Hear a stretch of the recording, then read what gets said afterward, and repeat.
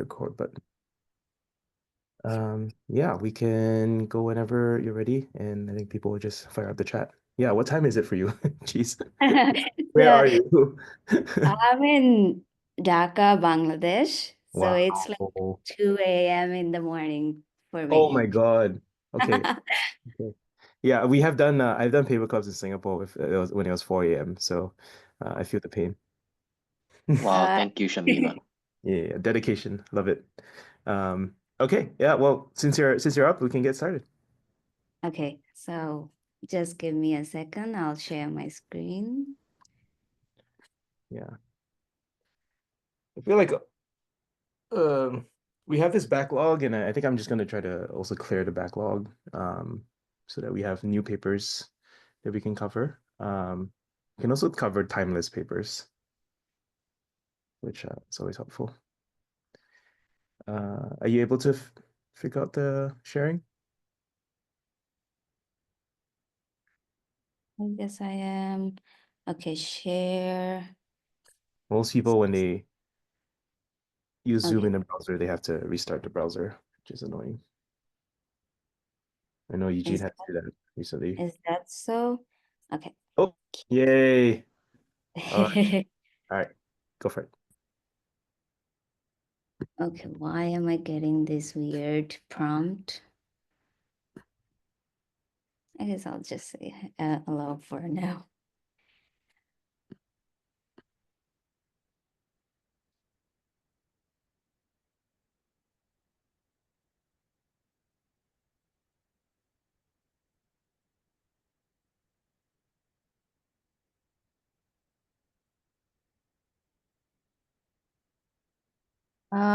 Okay, so everyone can see my screen, all right? Yep. Okay, so let's start. Once again, thank you everyone for joining and allowing me to present this paper. So today I want to discuss the third edition. I think it's like the last paper of the um, knowledge part of physics of language models series. The entire paper series, I think the researchers divided it into broadly into three categories. So they wanted to actually um, broadly speaking, they divided intelligence in three different. They wanted to understand intelligence in three different areas. So one of them was knowledge, and the other one was logical or mathematical reasoning, and the other part was understanding the grammar of language itself. So this is actually the last part of the knowledge series of from those researchers. So in this edition, they actually explore the knowledge capacity laws and scaling laws of large language models. So the core problem that we are addressing or they are addressing in this part is that currently we see very amazing capabilities of LLMs. They can store really large amounts of knowledge. You can talk to them like search engines and ask them various kinds of questions. So, however, there is a lack of understanding of precise understanding of like um, the storage capacities of these models. For example, like for a certain number of parameter of model, like a 7 billion parameter or a 2 billion parameter, how much knowledge do they store? Like, we don't understand this, or before these researchers published their findings, we did not have a very clear or quantitative understanding of these aspects. And With this, they also try to like unlock the relationship or like a mathematical formula of knowledge storage and model size. And so if we want to understand this in terms of like asking a few like very broad questions, is that so we want to understand that how, in a language model, how much knowledge is stored per parameter, and what kind of relationship do we see in with respect to the model size and knowledge capacity, and what kind of factors affect this knowledge storage capacities. So before um, before this research, and they argue that uh, most of the focus, most of the studies done in this area was actually like very much focused on metrics like loss functions and perplexity scores, which are good and nice, but they don't like give us very granular understanding of, okay, so what does it mean, perplexity score of 3.2 or something? Can it, like, if I give it a very big document, can it answer my factual questions accurately? You cannot like answer this kind of question from those metrics alone. And yeah, and those metrics, they also like those researchers, they also don't like account for all the different kinds of knowledge that like occurs in our like daily life. For example, structured knowledge or unstructured knowledge. How do you like measure these capacity of language model to understand and demonstrate these kind of structured or unstructured knowledge capacities? And if I may say why this kind of study is useful, eh, a few of the reasons is that when you are trying to deploy or choose LLMs for certain use cases, for instance, you want to do um,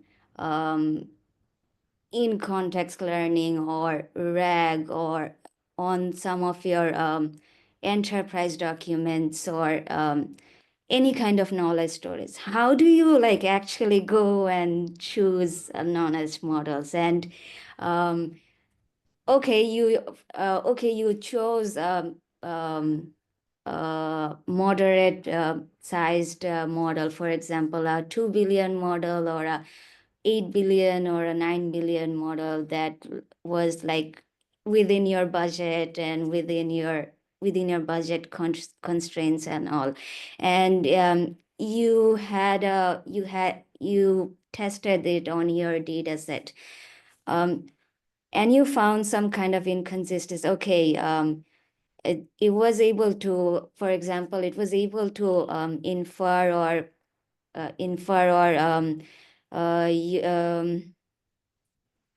it was able to infer or understand certain kinds of questions. For example, it can understand what is if you have data on company A, like what is company A, or when was it established, this kind of factual knowledge. But it's kind of failing in other like complex queries, like if you place the question in a certain in a different way, or you include more background knowledge in your question, it's failing. So, or it's failing for when you not on like language, or it's failing because you're trying to use the model in a different language that that the benchmarks that benchmarks was not clearly reported. So how do you like iterate and choose different models or improve upon these models, if be it if you are training on these models or you're trying to infer on these models? And yeah, and like how do you like, based on those findings, how do you choose uh what is the best size of the model to go with, and what kind of resources should you plan for those? So the researchers of this paper, what they came up with is they came up with a kind of like a framework for understanding these questions in a very structured or they tried to give us a framework for this kind of scenarios. So what they do is they wanted to measure knowledge at the bit level. And so how they do it is that they constructed data sets, synthetic data sets that has a very defined structure. For example, they have a knowledge tuple format, which consists of the name and attribute and value. And it has a certain number of bits that it represents. And the entire data set that they wanted to represent it, that they constructed has a certain number of bits. And so, and using this kind of controlled experimentation allowed them to quantify those questions that we asked in the at the start of this talk, in terms of like bits per parameter, and they wanted to like and allowed them to come up with numbers uh, that can help us determine storage efficiency, knowledge storage efficiency of different models in terms of numbers. And also by generating this kind of like synthetic data, this allows us to like eliminate possibilities of like external factors that if the data set was constructed in a different way, that which could like inhibit this uh, which could like affect or not give us like a very clear not like help us in establishing a very clear relationship of the metrics that we wanted to understand. So creating synthetic data was crucial. Synthetic data in this format was crucial for that. Okay.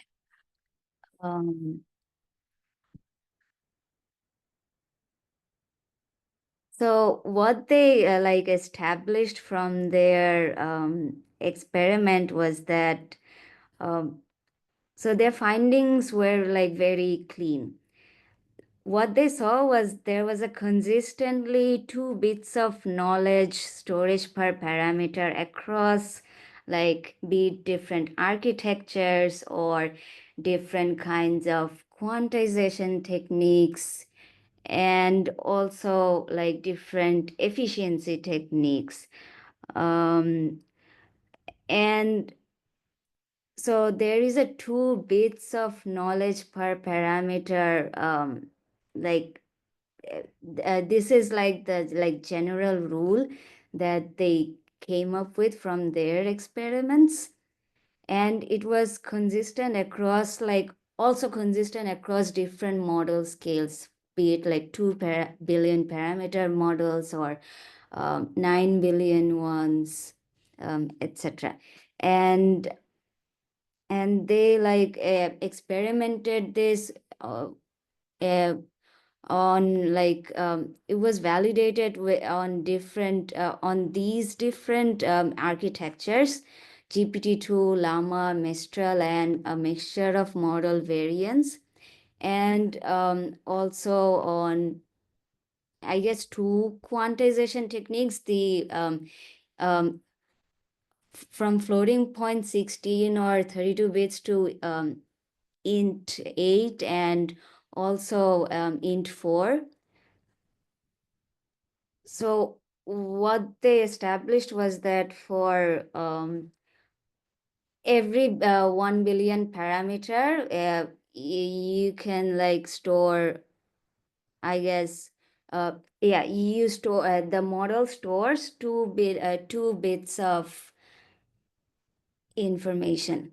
So for 7 billion parameter model can actually encode a 14 billion um, knowledge bits, which roughly translates to the entire English Wikipedia articles that is available, uh, textbook knowledge.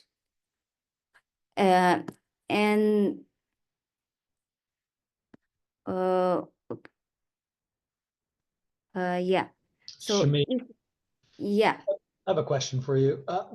Did they give a real world example for what a two, or maybe I missed this, but what 2 bits of knowledge is in the real world? Um, Do you know what I mean? Like if I had 2 bits of knowledge, would that be like a sentence or a couple of words? Sure. So from what I understood from the paper was that 2 bits of knowledge is actually like this structured representation from the data set. Oh, interesting. So it'd be somebody's name and like an attribute about them. Yeah, because and it's also because the data set was constructed in the way that it was the synthetic data set was actually from personal biographies that was generated, and they measured it to represent this structured formation. So Okay.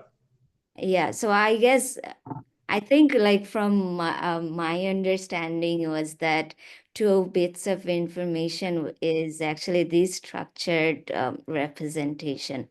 Yeah, if the model is actually able to extract this representation or not. Yeah. Cool. Thank you. Okay. Okay. So if we just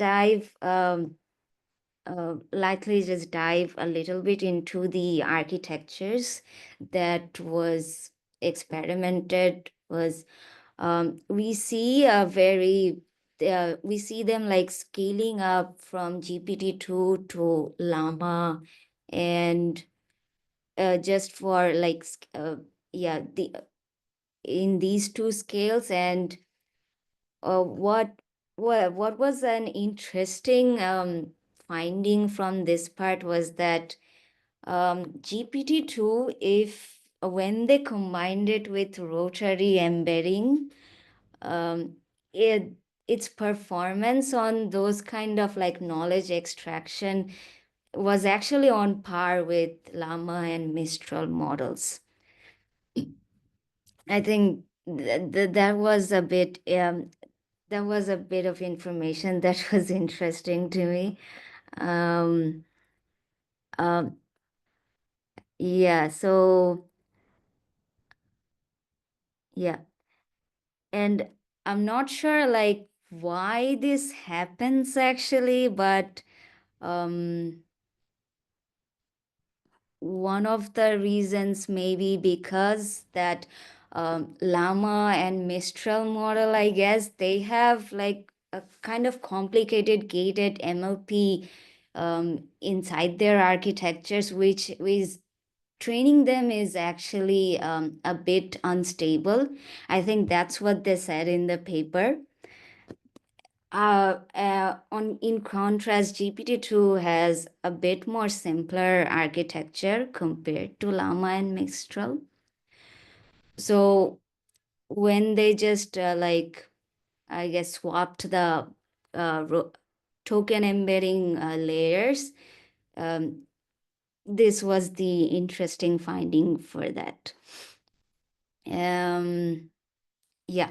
And the other part was that's the effect of storage capacity. And for that, they experimented on MOE architectures, which represent knowledge in very sparse forms. And they found out that this sparsity was actually like very helpful in representing knowledge. And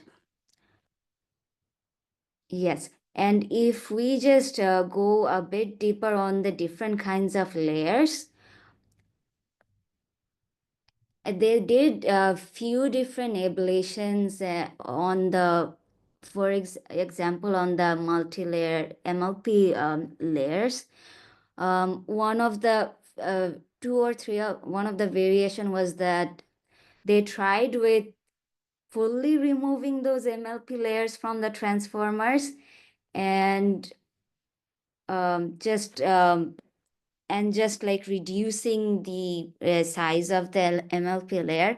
So what they found was that completely removing MLP layers actually like hinders this knowledge storage capacity a lot. Performance degrades like 1.5 times compared to if you just reduce the size of MLP layers, which is interesting to me because so this means that knowledge is not like concentrated on certain layers in a language model. What I guess what this means is that knowledge is distributed across the entire architecture, and removing those like won't do us any good. So yeah, and the other comparison that they wanted to that they did was on the like quantization metrics. And what we see is that if they like scaled down for, or if they like quantized from float 16 or 32 bits to 8 bits, there was no significant or no major capacity loss, which is good. It means that we can have like very small and compact models with the same knowledge representation as the big their big and bulky counterparts. But interestingly, if you scale down or if you quantize further, like to 4 bits, there is a drastic 2 times capacity reduction. So I guess if you wanna like represent or have a model that can represent knowledge or your knowledge of your training data or your, I guess, in context data efficiently, for now you wouldn't want to consider 4-bit variants of LLMs. Yeah, and MOE architectures are like as I've previously said, are very efficient for representing knowledge. One reason could be the nature of their sparse architecture. I'm not like a very expert on, and I've like very studied MOE architectures very little, I guess. Others uh, present tonight, maybe if you can like elaborate why sparsity might be a good way for representing knowledge. Okay. So from their experimentation, the other interesting aspect that came out was that in order for the language models to like um, represent the knowledge like 2 bits, if they wanted to reach that 2 bits per parameter capacity efficiently, they had to like in your training scheme, they had to like see that particular instance of knowledge. They had to have 1,000 exposure of that data point. I like when I first like read about this, I thought that meant like the entire data set was maybe you had to like run 1,000 epoch or something for that model to see the entire data set, but it's actually not that. Yeah, from my understanding, it's actually that particular data point, for example, Anya Forger was born in December 10th, 1996. This particular like knowledge representation or this particular sentence in the training should be like exposed to the model 1,000 times.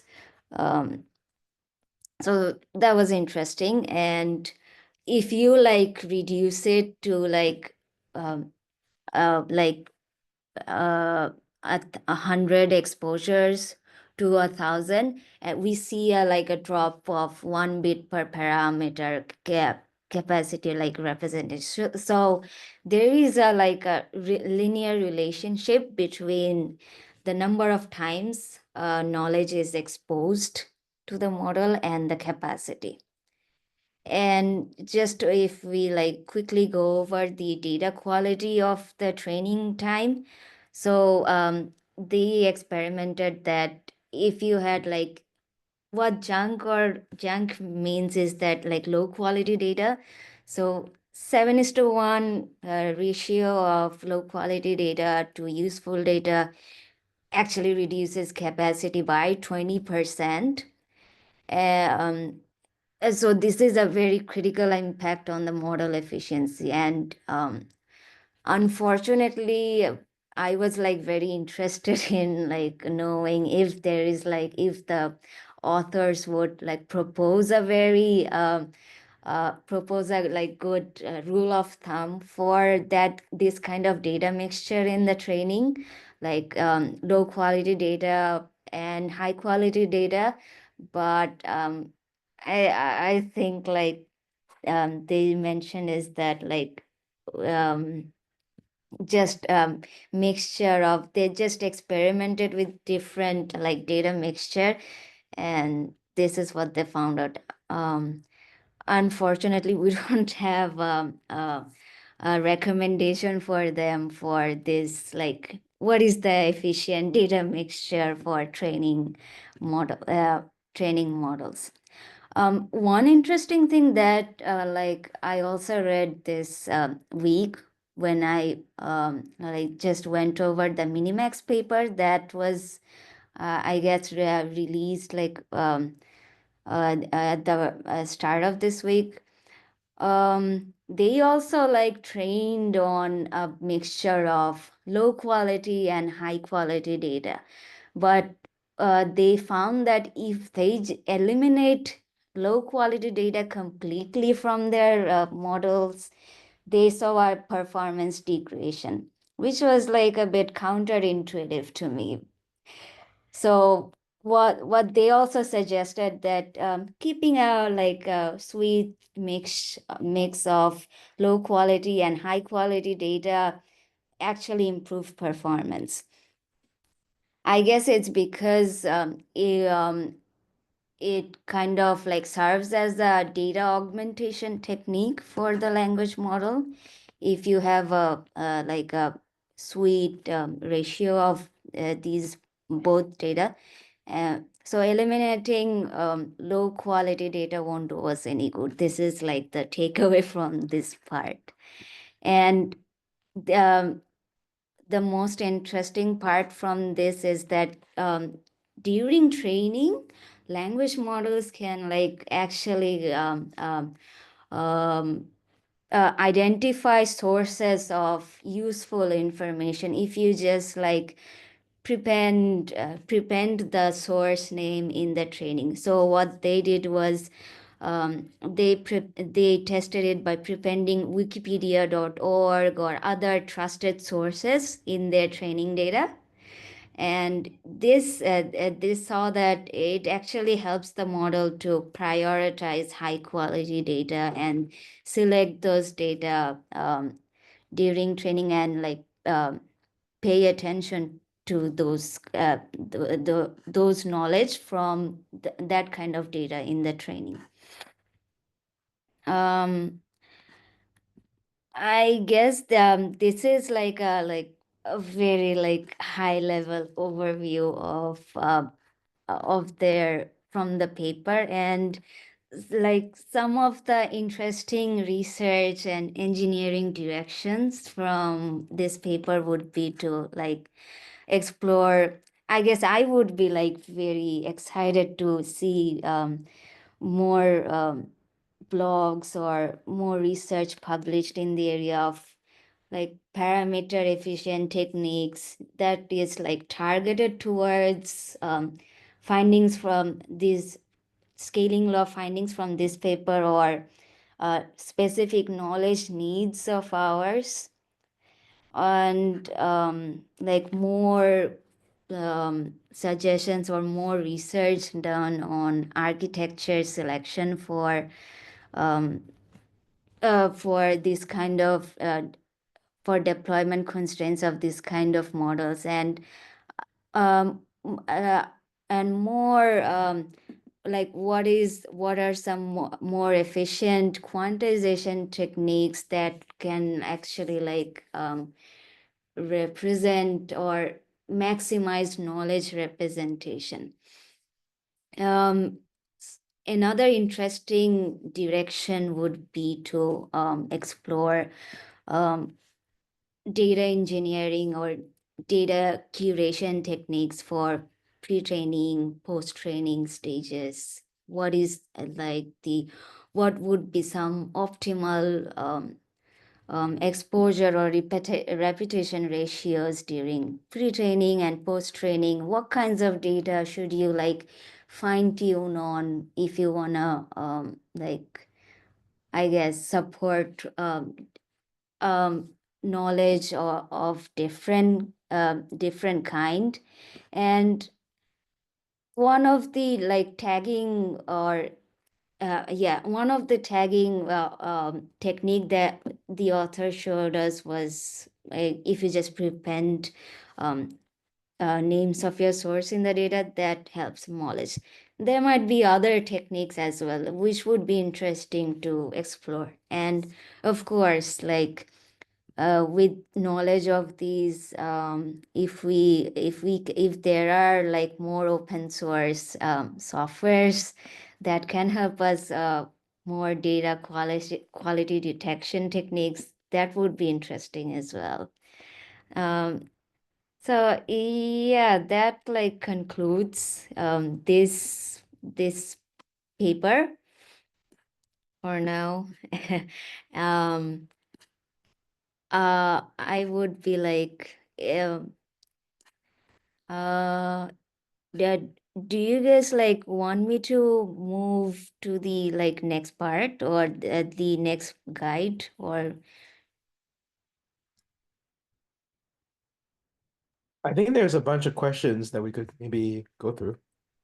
If people want to unmute and ask, Eugene, it looks like there's a bit of a backlog. Oh yeah, sure. Like yeah.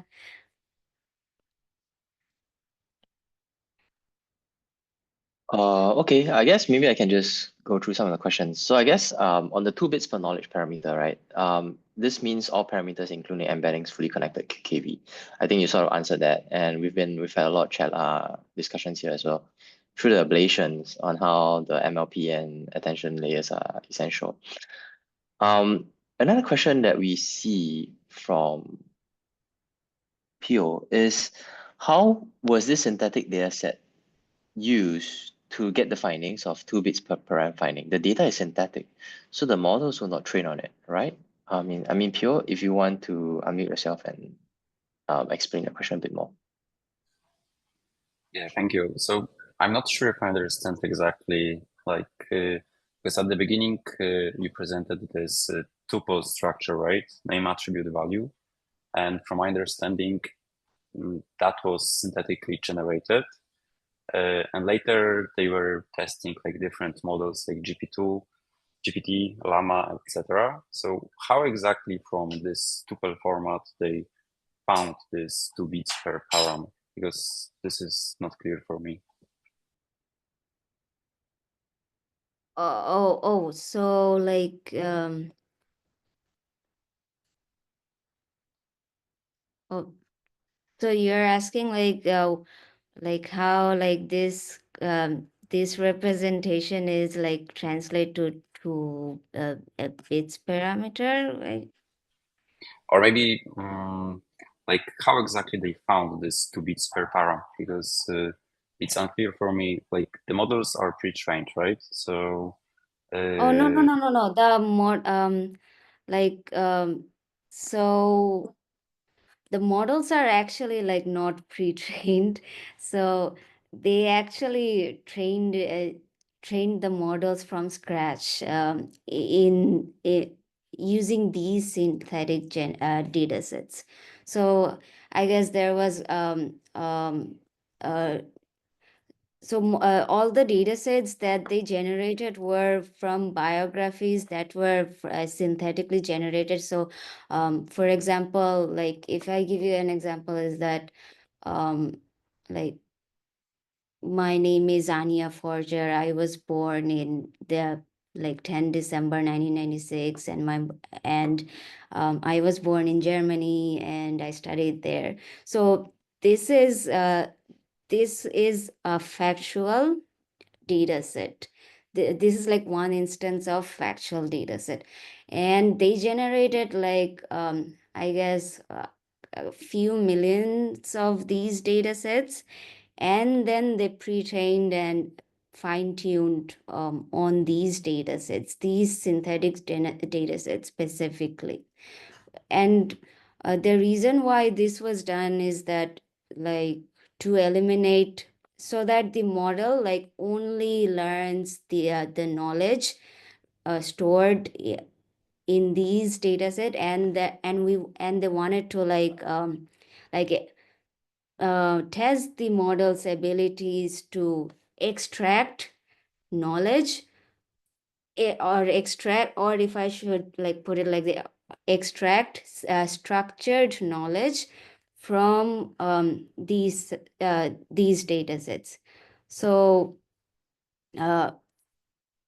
if using this like synthetic data set was essential, so that there was no like external like what should I say other external factors that might like show that might like affect the model's behavior. And I think you're so the model was in all of their experimentations, the models were not pre-trained. The models were like trained from scratch, from these trained or fine-tuned using these synthetic data sets only. And I think your question was that like how they are going from like these sentences to like encoding only 2 bits of information. Was that your Mm, question? yeah, I think because now I get the, like, let's say training part.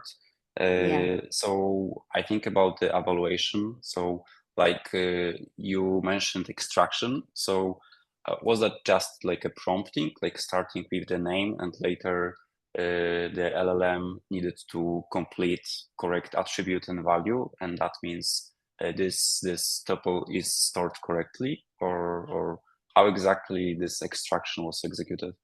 Oh, so if I remember correctly, anyone can like correct me if I'm wrong, please. So if I remember correctly, how they tested or evaluated was that so there was this like base synthetic data set of the biography that was like plain sentences, and from those biography data set they also generated question answer pairs from those data sets.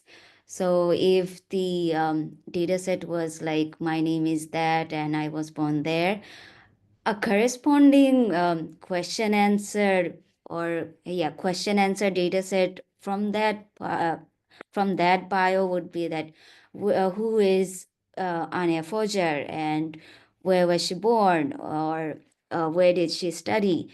So uh, so this was yeah,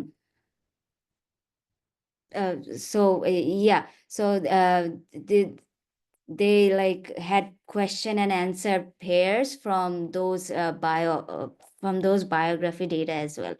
And how they trained was that I guess their like exact experiment details was experimentation techniques was that they trained on both a mixture of those biographies and their like question answers in different mixtures, and either like on yeah, on those mixtures, and they also like evaluated.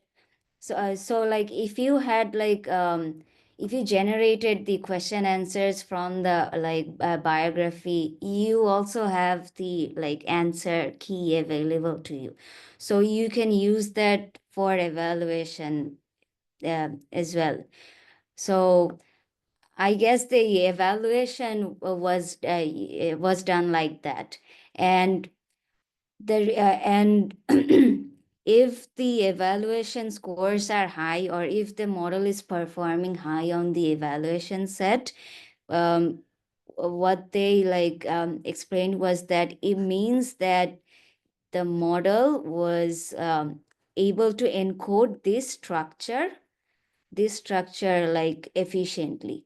And how did they like come up with this structure? If I remember correctly, was that they also did different probing techniques inside the model architecture. And since the model was not like trained on anything other than this biography data set, so with techniques like p-probing, which is like positional probing, they were like able to understand that in certain positions, these knowledges were encoded in the layers.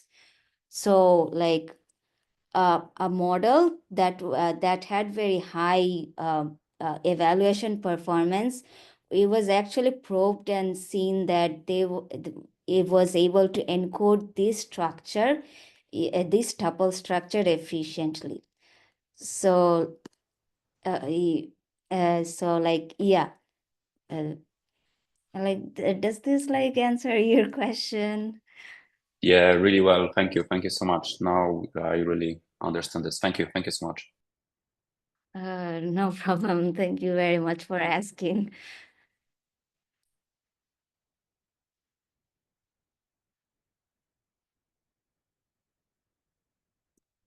Anyone else have any outstanding questions in the chat that they didn't think was addressed? Like, don't be shy. Okay, I guess I can do one from Jean-Marc Somet. I think, is it the mix of data or the quantity of data that improves the capacity? I was also, I think you mentioned something about there being a sweet spot whereby having some amount of low quality data actually improves capacity. Could you talk a little bit more about that? Like, what is that some amount? What ratio of that? Sure. So from the paper, I actually like don't remember them a specific like size, dataset size that they experimented on, but they did mention that they experimented a mixture of like high quality and low quality data or junk or useful data.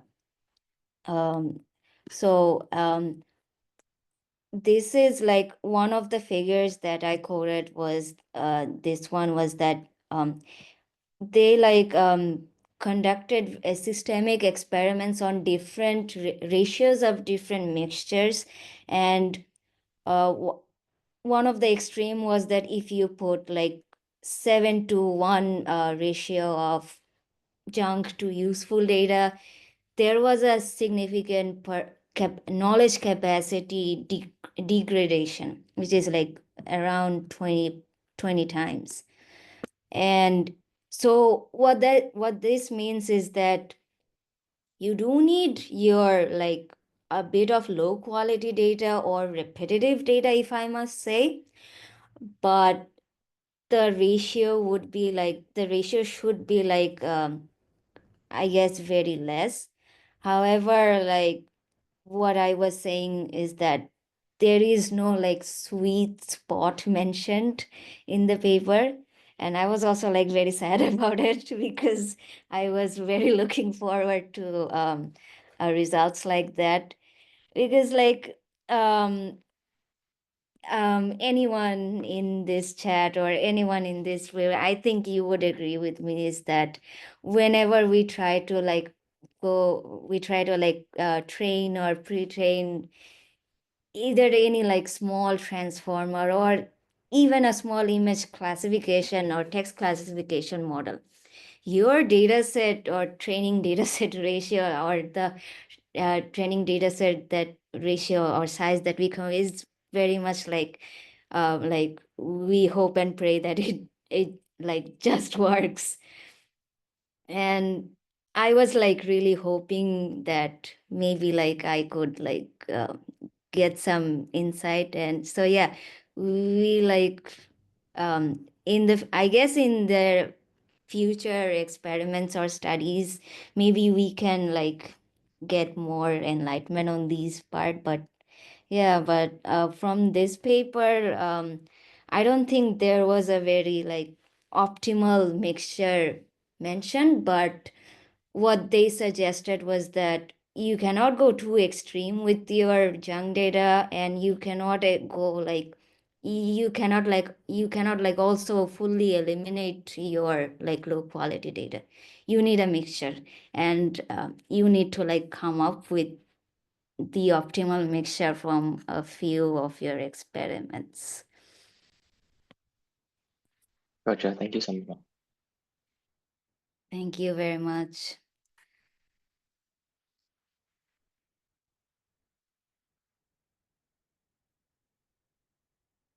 Very interesting questions, actually. They're like very pushing me to think very hard. Anyone else?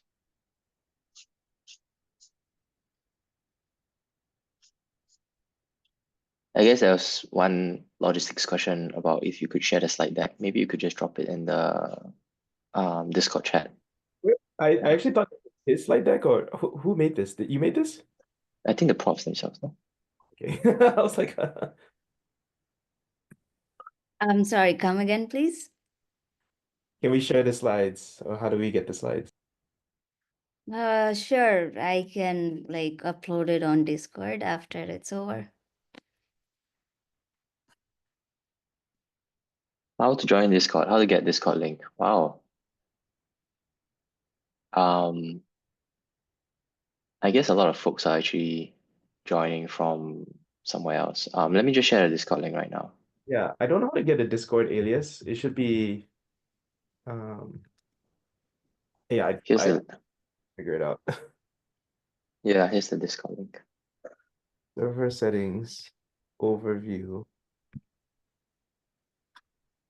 Make it a Discord alias.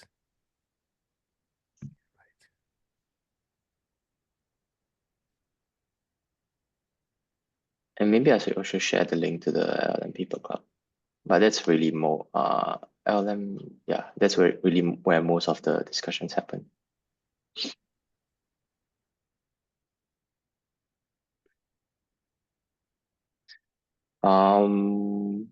Yeah. Any other questions?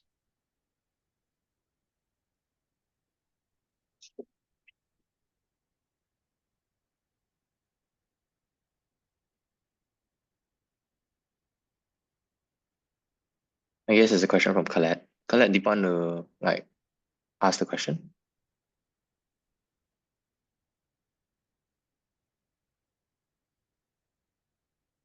Okay, maybe I'll just read it out on your behalf. Yeah. Go ahead. Yeah, it's interesting that we can store 2 bits of knowledge per parameter, but how useful are the information or the stored knowledge?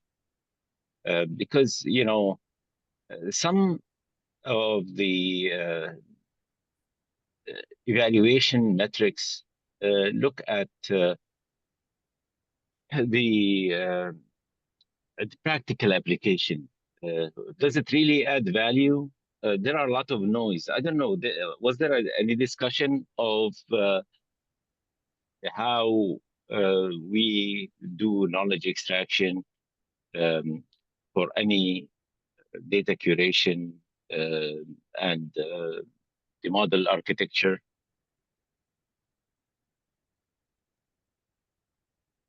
I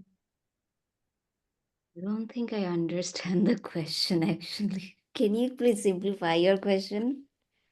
Yeah, it's simply, do we have a task optimized knowledge representation? I know that we can store 2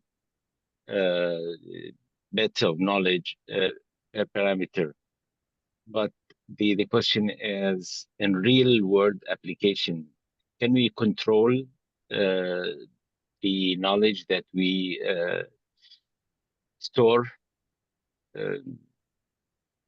or not? Okay, so I guess like this study was like actually like this is like a very expository kind of study that they wanted to do on LM language models, I guess.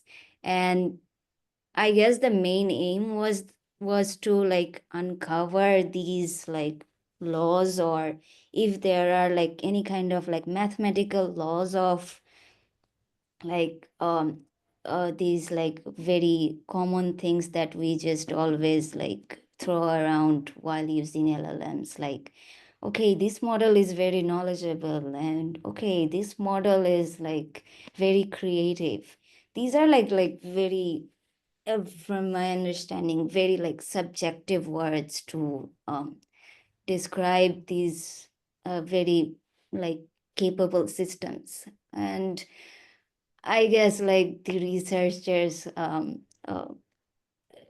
thought that okay, this is like this is a very disservice that we are doing to these very capable systems. Why don't we like try to understand them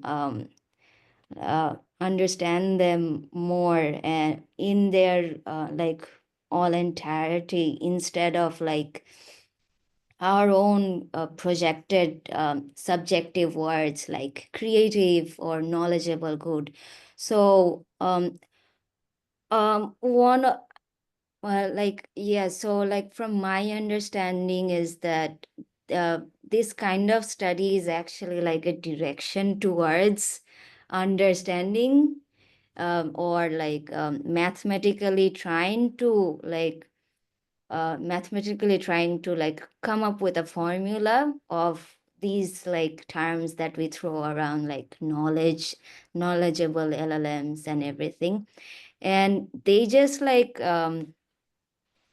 conducted this study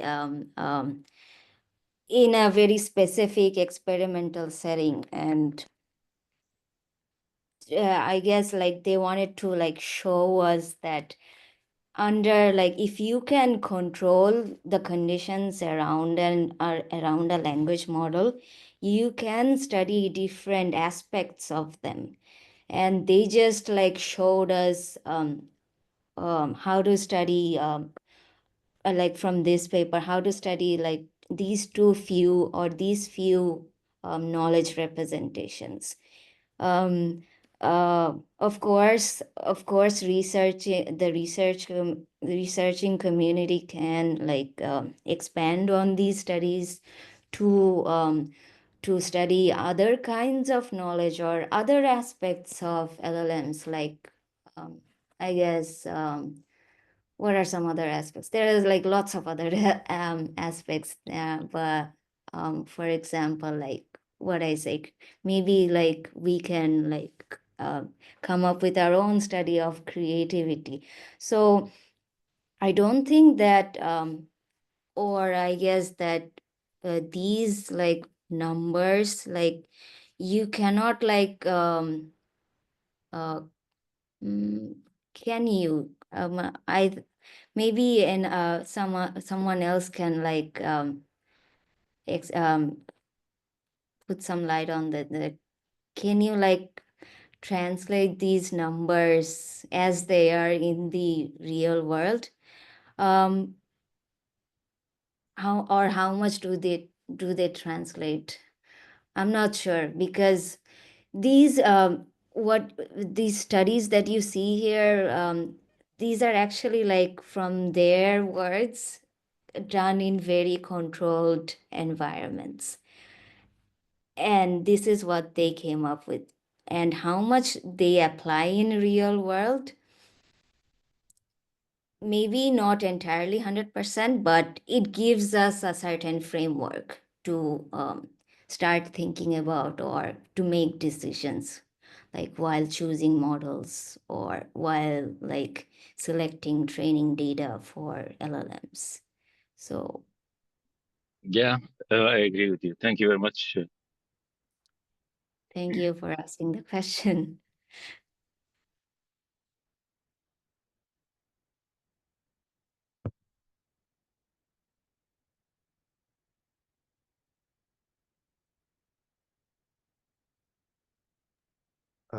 I think we only had time for one paper then. Yeah, this turned out to be a long discussion. Lots of But- questions actually that we didn't even get to. RJ and Eric and the Eugenes all getting questions. But yeah, I mean, I want to respect everyone's time. That was really, really good. I think there's a lot of interest in separating knowledge and intelligence. So the ablations are always important, and I always think it's like a gift to the community. Thank you very much for having me. And Absolutely. yeah, with those were amazing questions, and I also learned a lot. And yeah, I will share the slides in the Discord. Please feel free to correct anything that you see in the slides. And also suggest if you have any other suggestions. Thank you once again for having me. Awesome. We don't have a paper next week yet. We could get Shemaine back for part 2, but also I think a lot of people want to talk about DeepSeek. Definitely very hot. Is So that synonymous with R1? I haven't been keeping up, honestly. Yeah, So I'm I've quite sure been it's the R1. it's actually a I'll whole gladly jump in. Yeah, V3 was also trained on R1. I assume R1 is like the topic because it is the most important paper of the year so far. So Yeah, we have a volunteer for next week, don't we? we have a volunteer. Oh, who? I don't know. That's what I thought in the uh, Discord, but maybe I misread that. Maybe I missed No, it. that was a joke. Okay. Oh, Yeah. okay. Okay, Okay. we have R1 next week then. Is it Vibhu? Um, maybe Vibu. I don't know. Anyway, we'll settle this on Discord. Okay, You have to go. thanks Bye. everyone. Bye, everyone. Bye. Bye. Bye. Bye. Bye. Thank you.